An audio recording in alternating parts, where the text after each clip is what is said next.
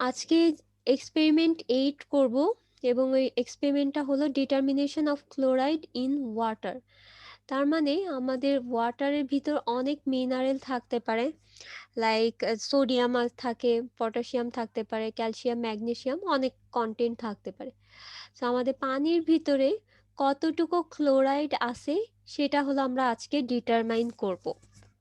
এখন আমাদের পানির ভিতর ক্লোরাইড অথবা ক্লোরিন, ক্লোরিন তো না, ক্লোরাইড বেশি থাকাটা ভালো না খারাপ, তোমাদের কি মনে হয় বলো তো?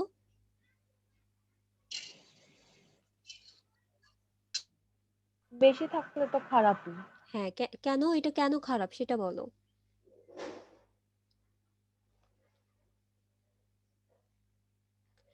আচ্ছা, আমি একটু বলি, দেখো আমাদের ক্লোরাইড কনসেন্ট্রেশনটা কিন্তু একটু সল্টি অথবা সল্ট ইন্ডিকেশন করে থাকে। সো তোমার ওয়াটারে যদি ক্লোরাইডের কন্টেন্টটা বেশি হয়ে থাকে তখন কিন্তু এটা লোনা পানি হয়ে যায় অথবা সল্টি ওয়াটার হয়ে যায়। সো আমরা প্রিফার করব একটা সার্টেন রেঞ্জ পর্যন্ত থাকলে ওকে ফাইন, এই ওয়াটারটা প্রিফারেবল। বাট এর বেশি রেঞ্জ হয়ে গেলে কিন্তু আমরা আর এটা ইউজ করতে পারবো না। সো আমাদের এই কারণে হলো দেখতে হবে যে আমাদের যেই ওয়াটারটা আছে, স্যাম্পল ওয়াটার যেটা, সেই ওয়াটারের ভিতর আমাদের ক্লোরাইডের কন্টেন্টটা কতটুকু আছে সেটা হলো আমরা আজকে মেজার করব। তাহলে আমি ফার্স্টে যদি একটু ইন্ট্রোডাকশনে চলে আসি, দেখো ইন্ট্রোডাকশন মোটামুটি তোমরা জাস্ট একবার একটু রিডিং দিবা, রিডিং দিলেই বুঝতে পারবা। বাট এখানে একটু সামারিটা আমি বলে দিই কি বলছে। দেখো আমাদের ক্লোরাইড যেটা আছে ন্যাচারাল ওয়াটারে কনসেন্ট্রেশনের বেসিসে এটা কিন্তু ভ্যারি করে। দেখা যাচ্ছে যে একটা ওয়াটারে ক্লোরাইডের কনসেন্ট্রেশন একরকম, আরেক ওয়াটারে ক্লোরাইডের কনসেন্ট্রেশন একরকম। সো ডিফারেন্ট ওয়াটারে ক্লোরাইডের কনসেন্ট্রেশনের ভ্যারির কারণে আমাদের ক্লোরাইডের কন্টেন্টও কিন্তু চেঞ্জ হয়ে যাচ্ছে। এখন ক্লোরাইডের কন্টেন্ট দেখা যাচ্ছে যে আমাদের যেখানে মিনারেল কন্টেন্ট বেশি সেখানে আমাদের ক্লোরাইডের কন্টেন্টও ইনক্রিজ হয় অথবা বেশি থাকে। তাহলে এই সেন্টেন্সটা থেকে আমাকে কেউ একজন একটু বলো তো, গ্রাউন্ড ওয়াটার আর সারফেস ওয়াটার কোনটার ভিতর আমাদের ক্লোরাইডের কনসেন্ট্রেশন বেশি থাকবে? Ground water. গ্রাউন্ড ওয়াটারে, because ground water contains high mineral content, এবং আমরা দেখতে পেলাম যে মিনারেল কন্টেন্ট বাড়ার সাথে সাথে কিন্তু আমাদের ক্লোরাইডের কন্টেন্ট ইনক্রিজ হচ্ছে। এবং যেগুলো আপল্যান্ড অথবা মাউন্টেন যে টাইপের এরিয়া, সেখানে দেখা যাচ্ছে আমাদের ক্লোরাইড কন্টেন্টটা খুবই লো। বাট ক্লোরাইড কন্টেন্ট সেই এরিয়াতে লো হওয়া সত্ত্বেও আমাদের যেই সি, ওশেনে যে ওয়াটারগুলো আছে সেখানে কি আমাদের ক্লোরাইড কন্টেন্ট বেশি, এই যে দেখো হাই ক্লোরাইড কন্টেন্ট। এবং এই পানিটা অথবা এই ক্লোরাইড কন্টেন্টটা আস্তে আস্তে আমাদের বিভিন্ন ওয়েতে আমাদের যে ন্যাচারাল ওয়াটার আছে সেটাতে এক্সিস পেয়ে যায় অথবা সেটাতে এন্টার করে, অনেক ওয়ে আছে। এখন ন্যাচারাল যে ওয়াটারটা আছে, ন্যাচারাল ওয়াটারের ক্লোরাইডটা কি ডিজলভ আকারে থাকতেছে। বাট ক্লোরাইড যখন পানিতে মিক্সড হয়ে যাবে তখন পানিটা কিন্তু কিছুটা ডেন্সার হয়ে যাবে, মানে একটু ডেন্স হয়ে যাবে, বিকজ আমাদের ওই পানিটা মিনারেল কন্টেইন করতেছে, লাইক ক্লোরাইড কন্টেইন করতেছে। সো ডেন্স হয়ে গেলে দেখা যাচ্ছে এটা হলো আমাদের ওয়াটার, এই দিক দিয়ে ফ্লো হচ্ছে। সো যেহেতু ডেন্স হয়ে যায় তাহলে পার্টিকেলগুলো কি নিচে জমা হচ্ছে। তাহলে এখানে দেখা যাচ্ছে আমাদের সল্টি ওয়াটার ওয়ার ক্লোরাইড কন্টেন্ট ওয়াটার, আর উপরে থাকে হলো আমাদের ফ্রেশ ওয়াটার।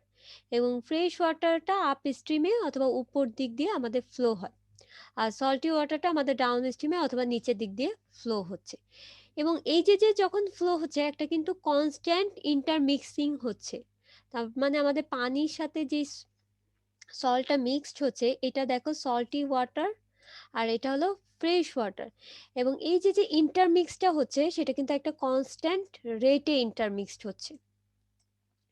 এবং আমাদের এই যে মিক্সিং এর কারণে গ্রাউন্ড ওয়াটারে যে হাইড্রোস্ট্যাটিক প্রেসার জেনারেট হচ্ছে সেটা ব্যালেন্স হয়ে যাচ্ছে হলো সি ওয়াটারের সাথে। তাহলে মোটামুটি আমাদের এখানে এই কথাবার্তাগুলাই বলা আছে। আবার এখানে আরেকটা এক্সাম্পল দেওয়া আছে। আমাদের দেখা গেছে যে amount of average about 6 gram chlorides per person day. তার মানে আমাদের যেই ডেইলি পারপাজে দেখা যাচ্ছে যে আমরা অনেক ওয়াটার ইউজ করি, সেটা আবার কি হিউম্যান এক্সক্রেটা অথবা ইউরিন আকারে এটা বের হয়ে যাচ্ছে। এখন এই যে ওয়েস্টটা আসছে, ওয়েস্ট ওয়াটার, সেটা কিন্তু ক্লোরাইড কন্টেন্ট করে এবং পার পার্সনে দেখা যাচ্ছে অ্যাভারেজ একটা অ্যামাউন্ট যে 6 গ্রামের মতো ক্লোরাইড সে কন্টেইন করতেছে। আর মিউনিসিপাল সলিড যে ওয়েস্টটা থাকতেছে সেখানে কার্বন কন্টেন্ট বাড়ার সাথে সাথে আমাদের ক্লোরাইডের যে কন্টেন্টটা আছে সেটাও আস্তে আস্তে বাড়া শুরু করে এবং দেখা যাচ্ছে আমাদের যে এই যে ইন্ডাস্ট্রিয়াল যে ওয়েস্টটা আছে এখানে হাই লেভেলের অথবা অ্যাপ্রিসিয়েবল অ্যামাউন্টের কিন্তু ক্লোরাইড থেকে যায়, যেটা কিনা আমাদের ট্রিটমেন্ট করা লাগে।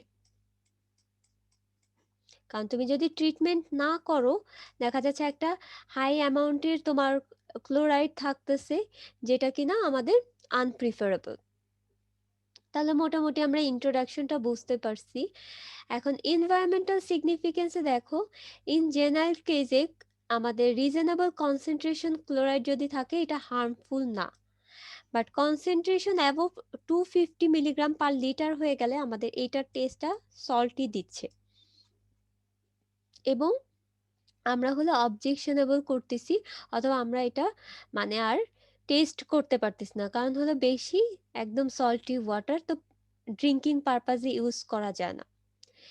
এছাড়া দেখা যাচ্ছে যে আমরা নর্মালি আমাদের যে পাবলিক ইউজে যে সাপ্লাইটা আছে ওয়াটারটার, সেখানে আমরা মাঝে মাঝে দ্যাটস ওয়াই আমরা বলে থাকি যে আমাদের লিমিটিং রেঞ্জটা হলো 250।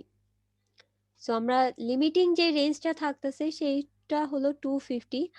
আর ইন জেনারেল কেসে বাংলাদেশে কিছু লিমিটেড রিল্যাক্সেশন করে সেটা হলো 100 মিলিগ্রাম পর্যন্ত রাখে। এই যে দেখো, আবার অনেক সময় দেখা যাচ্ছে যে ডোমেস্টিক পারপাসে আমাদের একটু বেশি টাইপের সল্টি ওয়াটারও কন্টেন্ট করে থাকে, যেটা 2000 মিলিগ্রাম/লিটার। বাট আমরা ড্রিঙ্কিং পারপাসে অথবা পাবলিক ইউজে কখনো 250-র উপরে যাব না।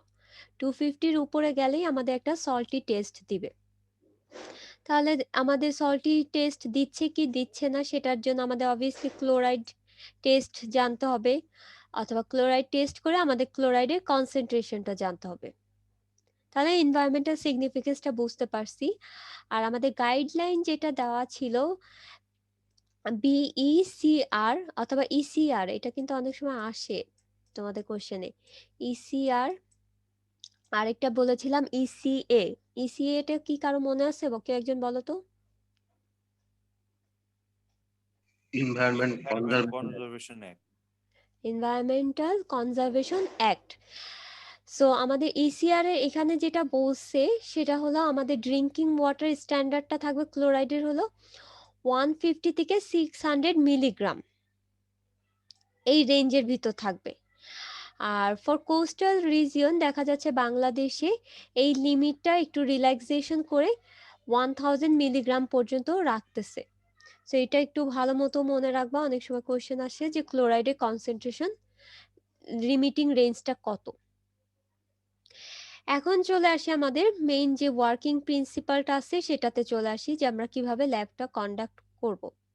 সো এই ল্যাবটা কন্ডাক্ট করার আগে আমি একটু তোমাদের বলি কি লাগতেছে। আমাদের যে রিয়াজেন্টটা লাগবে সেটা হলো সিলভার নাইট্রেট সলিউশন লাগবে, এবং সিলভার নাইট্রেট সলিউশনের আমার যে মোলারিটি যেটা থাকতেছে অথবা নর্মালিটি যেটা থাকতেছে সেটা হলো 0.0141। আর এখানে আমরা ইন্ডিকেটরটা ইউজ করতেছিল potassium chromate. So silver nitrate সলিউশনের ভিতর আমি যদি আমার স্যাম্পল ওয়াটার ঢালি এবং একটা ইন্ডিকেটর ইউজ করে লাইক পটাশিয়াম ক্রোমেট, সেখান থেকে হলো আমরা ক্লোরাইডের কনসেন্ট্রেশনটা বের করতে পারি এই ফর্মুলার মাধ্যমে। তাহলে আমাদের মেইন কাজটা হলো সলিউশন সিলভার নাইট্রেট ইউজ করতে হবে, আর হলো একটা ইন্ডিকেটর ইউজ করতেছি সেটা পটাশিয়াম ক্রোমেট। এখন একটু দেখো আমাদের, তাহলে আমরা যখন আমাদের স্যাম্পল ওয়াটারে অথবা ধরে নিলাম যে আমাদের ওয়াটারে ক্লোরাইড আছে, ওয়াটারে যখন ক্লোরাইড থাকবে এটা তো কোনো কিছু সল্ট আকারে থাকবে, ধরে নাও সোডিয়াম ক্লোরাইড। এখন এই সোডিয়াম ক্লোরাইডটা যখন তুমি স্যাম্পল ওয়াটারে অ্যাড করতেছো তখন সোডিয়াম এবং ক্লোরিনে সেপারেট হয়ে যাচ্ছে কিন্তু। আচ্ছা, সো আমরা এখানে যে সলিউশনটা ইউজ করতেছিলাম সেটা কি ছিল? Silver nitrate. সো সলিউশনে সিলভার এবং নাইট্রেট কি আলাদা হয়ে যাবে, আমাদের নাইট্রেটটা কি হয়ে যাচ্ছে? আলাদা হয়ে যাচ্ছে কিন্তু। এখন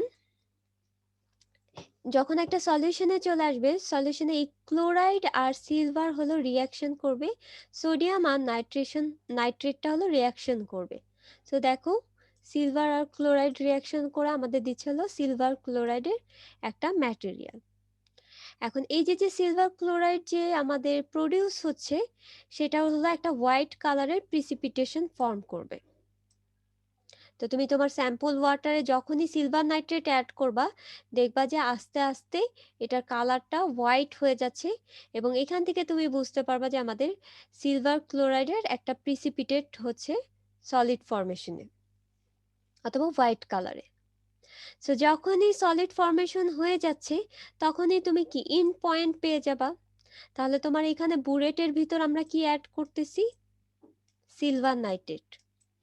এই যে সিলভার নাইট্রেটটা অ্যাড করতেছো। সো ইনিশিয়াল একটা রিডিং ছিল, ফাইনাল একটা রিডিং পেলা, তুমি এই দুইটা ডিফারেন্স থেকে তুমি কিন্তু বলতে পারবে যে ইন পয়েন্ট কতটুকু ট্রাইট্রেশনের। এখন ইন জেনারেল কেসে দেখা যাচ্ছে যে আমরা এখানে যেহেতু যে সিলভার নাইট্রেটটা সলিড প্রিসিপিটেশন ফর্মে জেনারেট হচ্ছে সেটা ভিজুয়াল করা অথবা ভিজুয়ালাইজ করাটা একটু ডিফিকাল্ট হয়ে যাচ্ছে। সো সেই ক্ষেত্রে আমরা হলো কিছু ইন্ডিকেটর ইউজ করি। এখানে ইন্ডিকেটর ইউজ করতেছি পটাশিয়াম ক্রোমেট। সো একটু ভালো মতো বোঝা ট্রাই করো। দেখো সিলভার আর ক্লোরাইড রিয়াকশন করে ফেলছে। সো আমার ক্লোরাইড যদি পাঁচটা থাকে সেটা 5টা সিলভারের সাথে রিয়াকশন করবে। এখন তুমি ধরে নাও যে আমাদের সিলভার নাইট্রেট ছিল 10টা, তাহলে এক্সিস কয়টা থেকে যাচ্ছে? 5টা থেকে যাচ্ছে। সেই 5টা এক্সিস সিলভার আমাদের পটাশিয়াম ক্রোমেটের সাথে রিয়াকশন করবে। এটা কিন্তু এই যে দেখো সিলভার আর পটাশিয়াম ক্রোমেট। সো রিয়াকশন করে কি হচ্ছে? আমাদের সিলভার ক্রোমেটের একটা ম্যাটেরিয়াল তৈরি করতেছে, যে ম্যাটেরিয়ালের কালারটা হলো রেড ব্রাউন। এবং রেড ব্রাউন কালার তখনই জেনারেট হবে যখন আমাদের এক্সিস সিলভারটা একদম রিয়াকশন করে ডিজিপিয়েট হয়ে যাবে, তার মানে সলিউশনে আমাদের কোনো আর সিলভার থাকবে না। আচ্ছা, এই ক্ষেত্রে দেখো আমাদের এই যে মেথডটা ইউজ করতেছি সেটা কিন্তু মোর মেথড, এবং মোর মেথডে আমাদের দেখা যাচ্ছে যে ক্লোরাইডের যে কনসেন্ট্রেশনটা সেটা কিন্তু ভ্যারি করতে পারে যে কোনো ওয়াটার সোর্সেসের বেসিসে আমাদের ক্লোরাইডের কনসেন্ট্রেশন ভ্যারি করে। আর আমরা যে সলিউশনটা নিয়ে কাজ করতেছি সেটা পিএইচটা আমরা 6.5 থেকে 10-এর ভিতর রাখবো। কেন 10-এর ভিতর রাখবো? 6.5 থেকে 10-এর ভিতর রাখবো এই কারণে, এখানে আমাদের কিছু প্রিকশনস বলে দিছে। দেখো আমাদের যদি পিএইচ এর ভ্যালুটা বেশি হয়, পিএইচ এর ভ্যালুটা বেশি দ্বারা কি বোঝাচ্ছে? আমাদের বেস টাইপের কোনো সলিউশন, সেই ক্ষেত্রে আমাদের ওএইচ এর কনসেন্ট্রেশন বেশি থাকতেছে। এই ওএইচটা সিলভারের সাথে রিয়াকশন করে সিলভার হাইড্রোক্সাইড একটা ম্যাটেরিয়াল তৈরি করবে।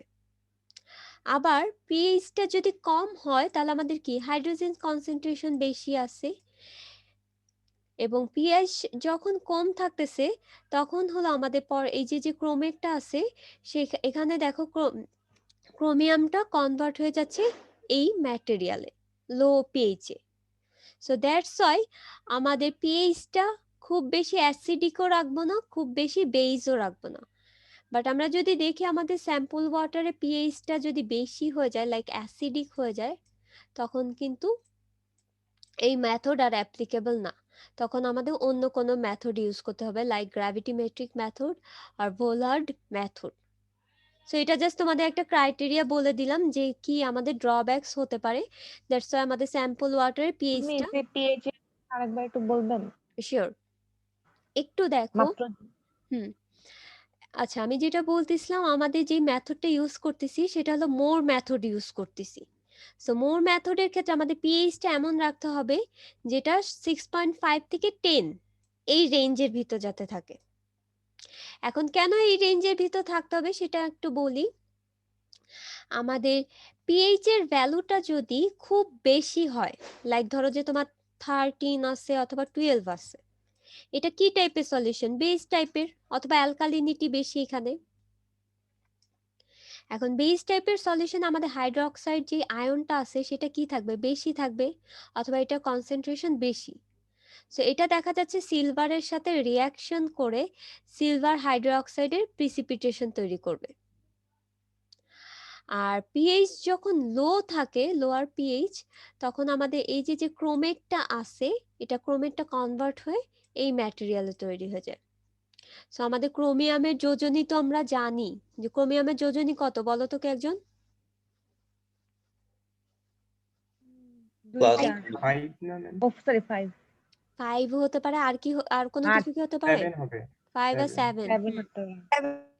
সো এখানে দেখা যাচ্ছে তখন কনভার্ট হয়ে চেঞ্জ হয়ে যাচ্ছে, কিন্তু মানে আমাদের ম্যাটেরিয়াল একটা ছিল সেটা অন্য যোজনীতে ক্রোমিয়ামের কনভার্সন হয়ে যাচ্ছে লো পিএইচে।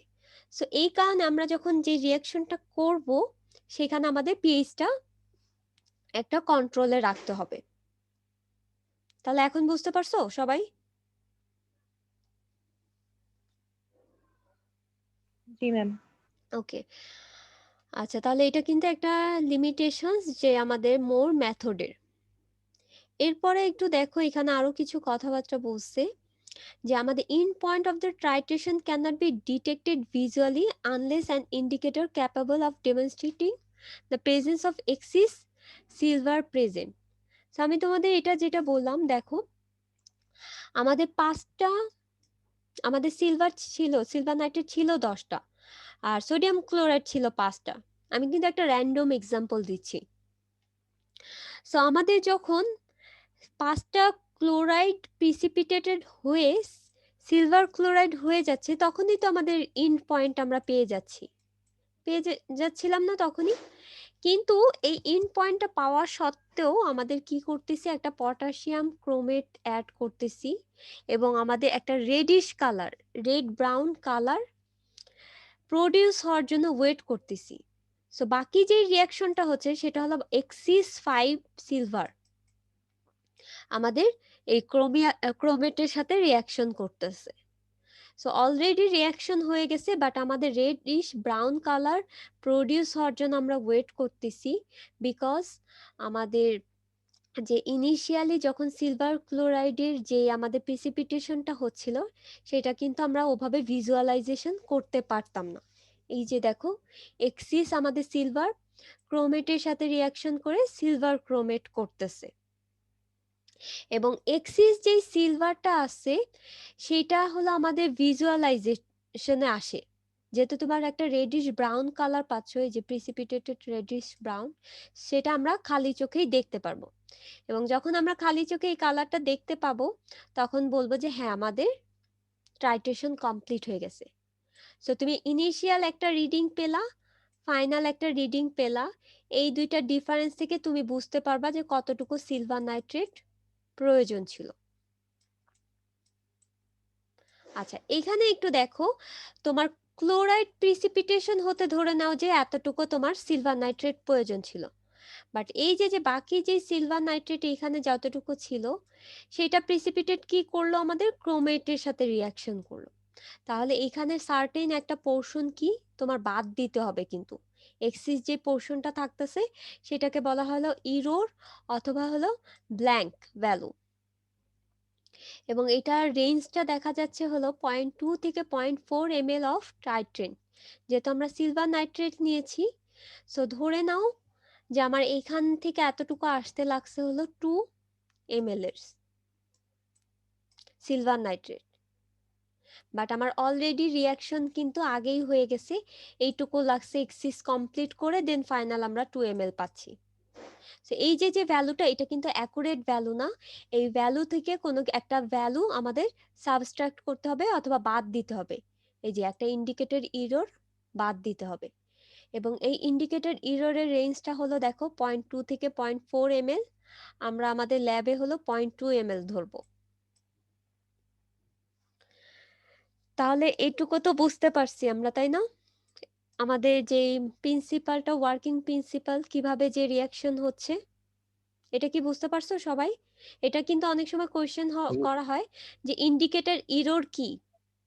ইন্ডিকেটর ইররটা সেটাই যে আমাদের এক্সিস সিলভার নাইট্রেট কে ডিজিপিয়েট করার জন্য আমাদের কি লাগতেছে, ক্রোমেট লাগতেছে। বাট অলরেডি আমাদের রিয়াকশন কমপ্লিট হয়ে গেছে, বাট এক্সিস যে সিলভারটা ছিল সেটাকে আমাকে আরো ভিজুয়েবল করার জন্য অথবা ভিজিবল করার জন্য আমাদের যে ক্রোমেটটা লাগতেছে অথবা যেই সিলভার নাইট্রেটটা লাগতেছে সেই অ্যামাউন্টটাকে আমরা বলতেছিল ইন্ডিকেটর ইরর। আর এটা রেঞ্জটা 0.2 থেকে 0.4 ml। তোমরা হলো আজকে ক্লাসে যখন ক্যালকুলেশন করবা তখন 2 ml ধরবা, 0.2 ml।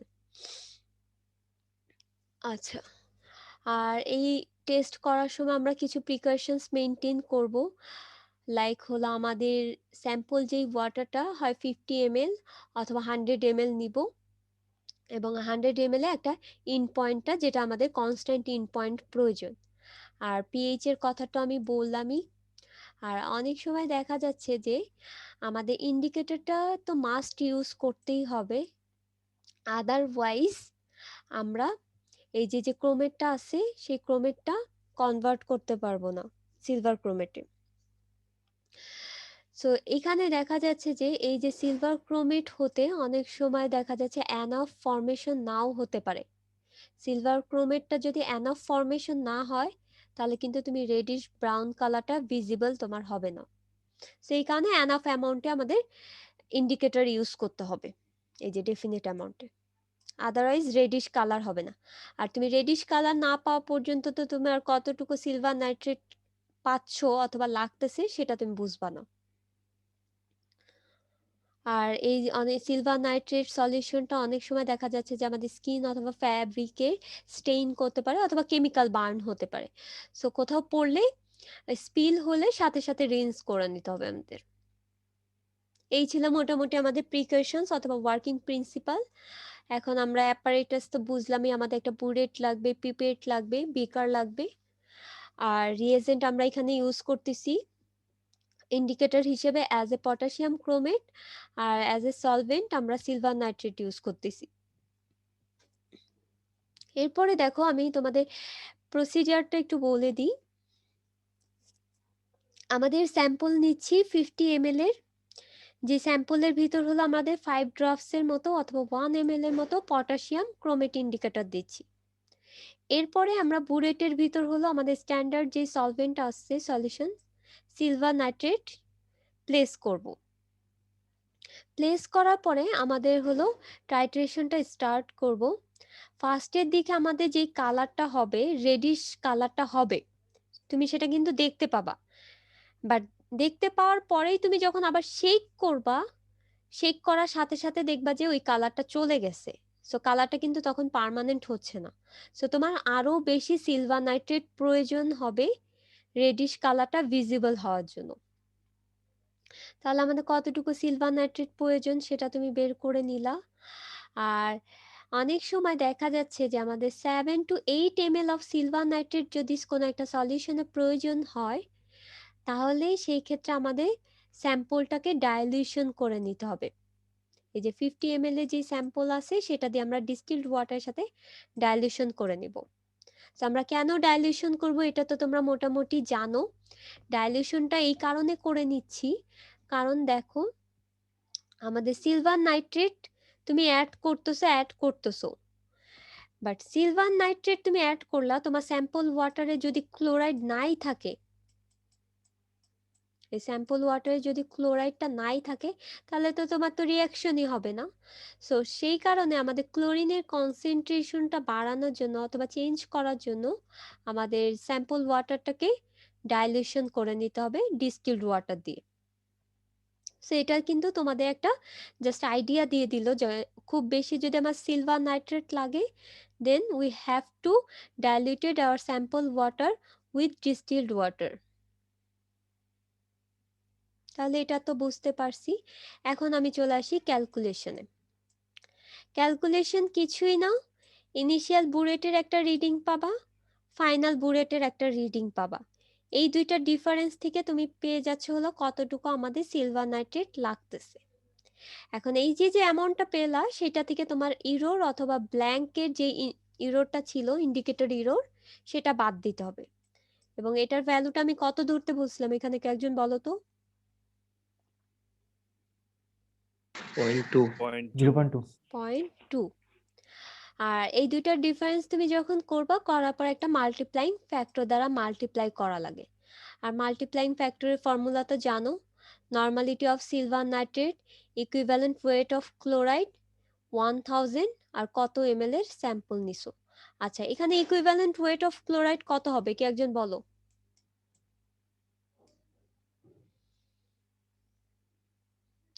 ক্লোরাইডের ওয়েট কত ইকুইভ্যালেন্ট? যোজনী 1 35.5 35.5 35.5 আর 35.3 কিন্তু। আর নর্মালিটি আমরা কত দেখে আসলাম এখানে দেখো 0.0141। আর তুমি যদি এখানে 50 ml এর স্যাম্পল ইউজ করো অথবা 20 ml এর স্যাম্পল ইউজ করো, হোয়াট এভার, সো এই ভ্যালুটা তুমি এখানে বসায় নিবা। সো বসালেই আমাদের মাল্টিপ্লাইং ফ্যাক্টরের ভ্যালুটা পেয়ে যাচ্ছ একদম ডাইরেক্টলি। আর এই ইকুয়েশনে তুমি যদি মাল্টিপ্লাইং ফ্যাক্টর দ্বারা মাল্টিপ্লাই করো তাহলে ক্লোরাইডের কনসেন্ট্রেশন কত সেটা আমরা পাবো, এবং এটা হলো মিলিগ্রাম পার লিটারে আসবে আমাদের। তাহলে আমরা বুঝতে পারছি আমাদের কিভাবে ক্যালকুলেট করতে হবে। এখন আমরা জাস্ট ভিডিওটা দেখলে আই থিঙ্ক আরো ক্লিয়ার হয়ে যাবে তোমাদের।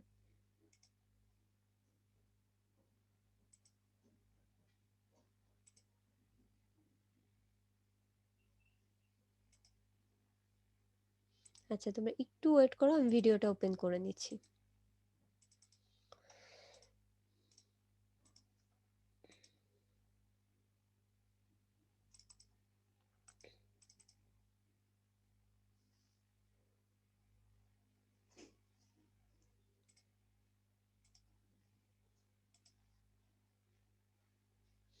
আচ্ছা, একটু দেখো আমাদের ফার্স্টে কি লাগবে।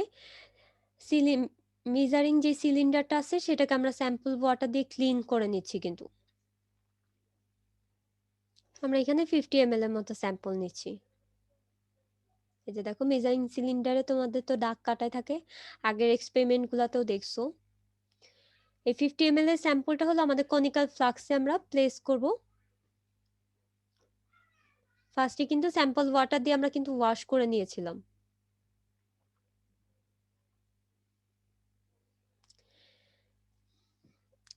এবং এখানে আমরা ইন্ডিকেটর হিসেবে পটাশিয়াম ক্রোমেট ইউজ করতেছি। 5 ড্রপস দিব আর 1 ml এর মতো দিব কিন্তু। তারপর একটু ভালো মতো শেক করলে দেখো একটা লাইট ইয়েলো কালার দিচ্ছে কিন্তু। এখন হলো আমাদের টাইট্রেশন করতে হবে। আমাদের টাইট্রেশনের জন্য এই যে দেখো আমাদের সিলভার নাইট্রেট নিব, এবং এটার নর্মালিটি কিন্তু এই যে 0.0141। তো আমরা বুরেটের ভিতর সিলভার নাইট্রেটটা প্লেস করতেছি, অলরেডি করা আছে। এবং আমরা ইনিশিয়াল রিডিংটা 0 ধরে নিচ্ছি। সো আমাদের কতটুকু সিলভার নাইট্রেট লাগবে সেটা আমরা দেখবো এখানে।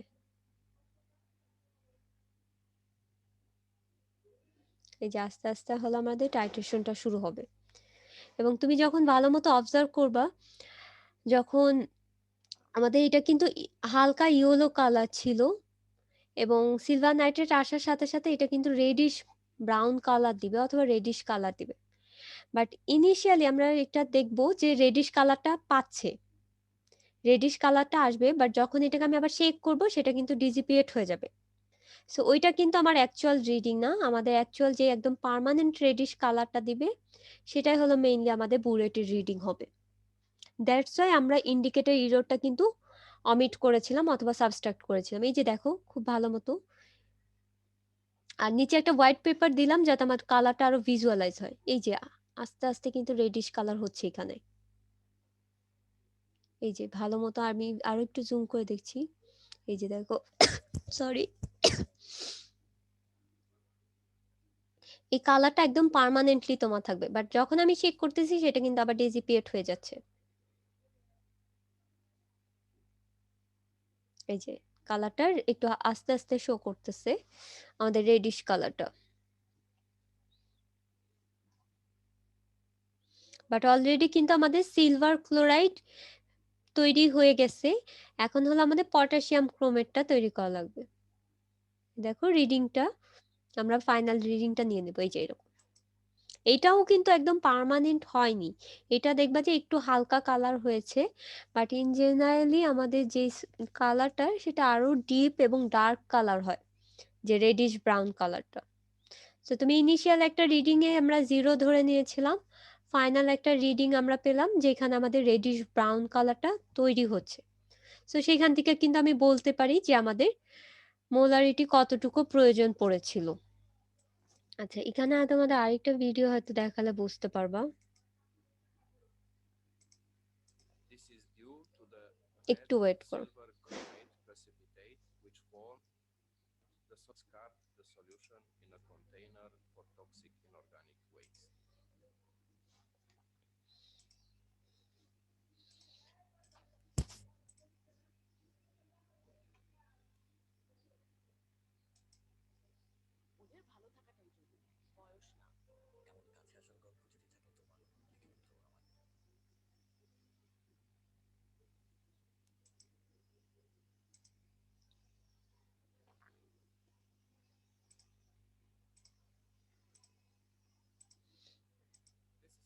এই যে দেখো, আমাদের ইনিশিয়ালি এই ভিডিওটা দেখলে বুঝতে পারবো।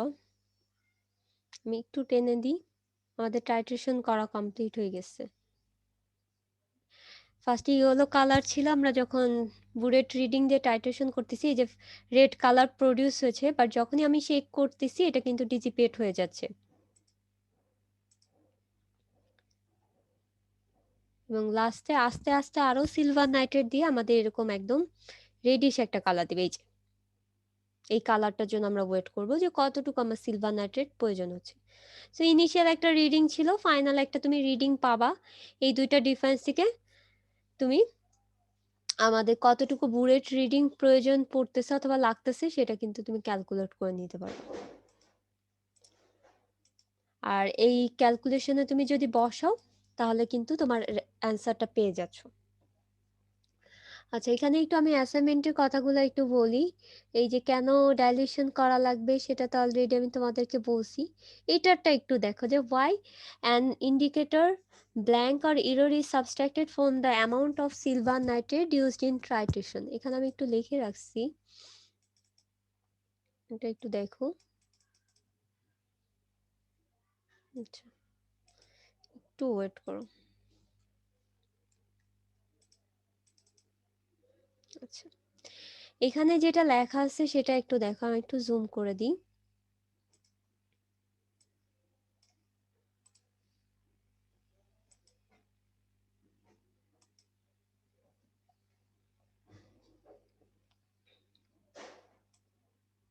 আচ্ছা,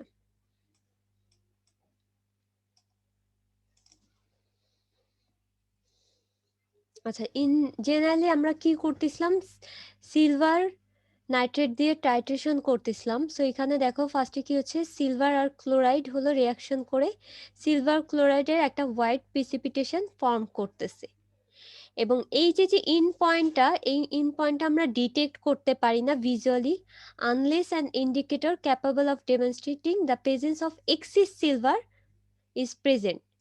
সো এই যে হোয়াইট প্রিসিপিটেড কালার তো জেনারেট হচ্ছেই, তোমার ইয়েলো কালারের আগেই তুমি যখন সিলভার নাইট্রেট অ্যাড করবা দেখবা যে হোয়াইট প্রিসিপিটেড কালার হচ্ছে, বাট এটা তোমার ভিজুয়ালাইজেশন করাটা অথবা ডিটেক্ট করাটা টাফ যতক্ষণ না তুমি এটার ভিতরে একটা ইন্ডিকেটর ইউজ করতেছো, যেই ইন্ডিকেটরটা এক্সিস আমাদের সিলভারের সাথে রিয়াকশন করবে। এবং এই ইন্ডিকেটরটা আমরা এখানে জেনারেলি পটাশিয়াম ক্রোমেট ইউজ করতেছি, যেটা কিনা আমাদের ক্রোমেট আয়ন দিচ্ছে, এবং ক্লোরাইড আয়ন তো অলরেডি এক্সস্টেড হয়ে গেছে এই যে সিলভারের সাথে রিয়াকশন করে। আর আমাদের সিলভার আয়নের কনসেন্ট্রেশন তাহলে কি ইনক্রিজ হয়ে যাচ্ছে। আগে ছিল তোমাদের সব যতটুকু কমপ্লিট হয়ে গেছে, রিয়াকশন কমপ্লিট হয়ে যাওয়ার পর সলিউশনে দেখবা যে আমাদের সিলভার আয়নটা এক্সিস থাকতেছে কনসেন্ট্রেশনটা, এবং এক্সিস সিলভার আয়ন আমাদের ক্রোমেটের সাথে রিয়াকশন করে একটা রেডিশ ব্রাউন কালার দিবে এবং ফরমেশনটা হচ্ছে হলো সিলভার ক্রোমেটের। এবং দেখো এই যে রেডিশ ব্রাউন কালার দিচ্ছে। এবং এটা হলো এভিডেন্ট যে আমাদের অল ক্লোরাইড হলো প্রিসিপিটেট হয়ে গেছে। আমাদের অল যে ক্লোরাইডটা ছিল সেটা তো অলরেডি আগে প্রিসিপিটেট হয়ে গেছে, আর এক্সিস যে সিলভারটা ছিল সেটা কিনা আমাদের প্রডিউস করতেছে একটা ভিজিবল অ্যামাউন্টে সিলভার ক্রোমেট। সো এই এক্সিস সিলভার নাইট্রেটটা আমরা বাদ দিব, দ্যাটস ওয়াই এটাকে আমরা বলতেছি হলো ইন্ডিকেটর ইরর, যেটা কিনা আমাদের টাইট্রেশনের ভ্যালু থেকে বাদ দিতে হবে। এবং এটা রেঞ্জটা হলো 0.4 থেকে 0.2 থেকে 0.4 অথবা 0.6, আমরা এখানে হলো 0.2 ইউজ করব। তাহলে আমরা এক্সপেরিমেন্টটা কি বুঝতে পারছি?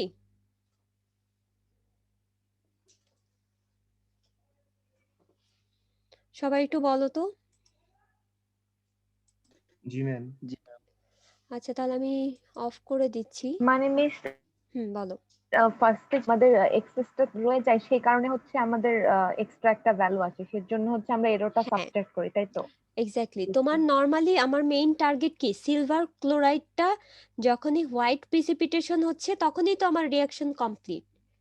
বাট তোমার এই যে হোয়াইট প্রিসিপিটেশনের জন্য তোমার ধরে নাও যে সিলভার নাইট্রেট লাগতেছে হলো 1 ml, 1 ml এর মতো সিলভার নাইট্রেট লাগতেছে। বাট এই যে সিলভার ক্লোরাইড তখন কিন্তু কমপ্লিট হয়ে গেছে, বাট তুমি 1 ml সিলভার নাইট্রেট দিয়ে যে সিলভার ক্লোরাইডটা পাচ্ছ সেটা তুমি ভিজুয়ালাইজ করতে পারবা না ওভাবে হোয়াইট প্রিসিপিটেশন। সেই এই কারণে হলো আমরা একটা ইন্ডিকেটর ইউজ করি, যে ইন্ডিকেটরটা আমাদের কি একটা কালার প্রডিউস করে দেয়।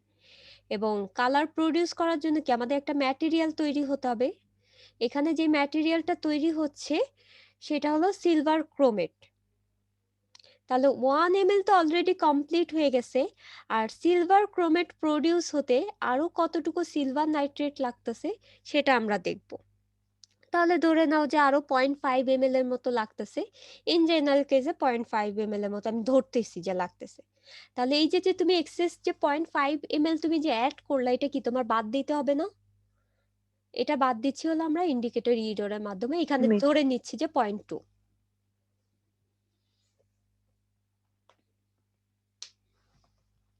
তাহলে আমি রেকর্ডিংটা অফ করে দিচ্ছি।